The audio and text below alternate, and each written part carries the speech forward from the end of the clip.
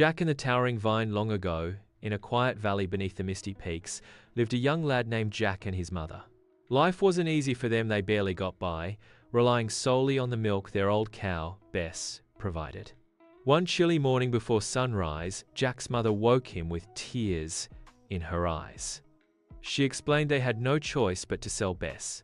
The cottage was falling apart, holes in the roof, shattered windows, and no front door to keep out the creeping cold of winter.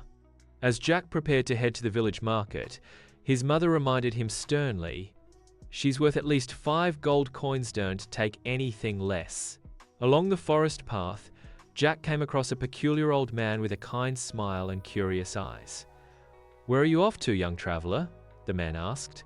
"I'm selling our cow at the market," Jack replied. "Her name's Bess." "She's a fine beast," the man said thoughtfully. "How about a trade? Not for coins, but for something far greater." The man revealed 5 glossy black beans cradled in his hand. "These are no ordinary beans, they're magical. Plant them, and wonders beyond imagination will grow. Riches beyond your dreams await." Tempted by the vision of a better life, Jack hesitated but ultimately accepted the offer. He returned home, proudly showing the beans to his mother. Her reaction was far from joyful. "You foolish boy," she cried. "You gave away our only cow for beans?" In a rage, she tossed the beans out the window and sank by the fireplace in despair. Ashamed and heartbroken, Jack shut himself in his room. He felt like he'd failed them both. But something extraordinary happened that very night. At dawn, Jack opened the curtains and gasped. Where the beans had landed, a colossal green vine had sprouted. It stretched so high it disappeared into the clouds. "They were really magic," Jack whispered. Without waking his mother, Jack stepped outside and began to climb the vine. Determined to find the treasure, the old man spoke of just enough to repair their home and make his mother smile again. After a long climb through the misty sky, Jack reached the clouds. There, nestled in the soft fog, stood a grand castle. Starving, he approached and knocked on its massive door. To his surprise, it was answered by a giant woman with a kind face. "You look hungry," she said gently. "Come in, child." She served him a warm bowl of vegetable stew. But just as Jack started eating, thunderous footsteps echoed from the hallway.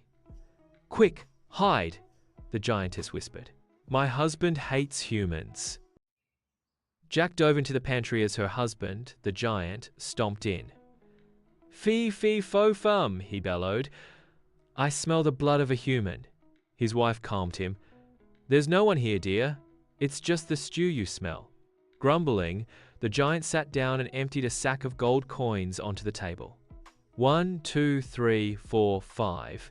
Jack's eyes widened. "That's all I need." When the giant finally left, Jack quietly snatched the coins and tiptoed out. As he was about to descend the beanstalk, Jack paused. "We need more than gold," he thought. "We need a cow too. Maybe more." He sneaked back into the castle and hid beneath the couch. The giant returned carrying a hen. "Lay, please," he said. The hen clucked and laid a golden egg. Jack's jaw dropped. A hen that lays gold? That would change everything. Once the giant was distracted, Jack took the hen and slipped away again. But greed started to take root. Jack remembered the man's words richer than the richest. What else was hidden in this castle? He crept into the giant's bedroom and spied a beautiful golden harp. The giant said, "Play," and it began to produce the most beautiful music Jack had ever heard without a single touch. When the giant nodded off, Jack grabbed the harp. But this time, the harp screamed, "Help! A human is stealing me." The giant jolted awake. "Thief!" he roared and gave chase. Jack ran as fast as he could, the hen and harp clutched tight in his arms, down the hall, out the door, and onto the beanstalk. He scrambled down, the giant thundering behind him. Jack hit the ground running and grabbed an axe. He hacked at the vine with all his strength. Whack, whack, whack. The beanstalk cracked and toppled. The giant fell from the sky, crashing into the distant mountains with a thundering boom. From the clouds above, a heartbroken wail echoed. It was the giantess, mourning. Life changed for Jack after that. With the hen's golden eggs, he became a wealthy man. The harp songs made him famous. He married a noblewoman, and they had 10 children. But he could never escape the guilt. When the wind howled, he imagined it was the giant calling for his wife.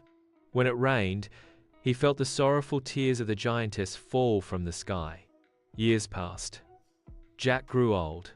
One day, he opened a small box by the fireplace and found one last shriveled magic bean. "I'll find the giant," he said. "I'll plant this, grow another vine, and say I'm sorry." He packed a bag and wandered into the misty peaks. No one knows if he found the giant or if he ever planted that last bean. But when thunderstorms roll through the valley and the clouds rumble above the mountains, people say it's the sound of 2 giants dancing in the sky.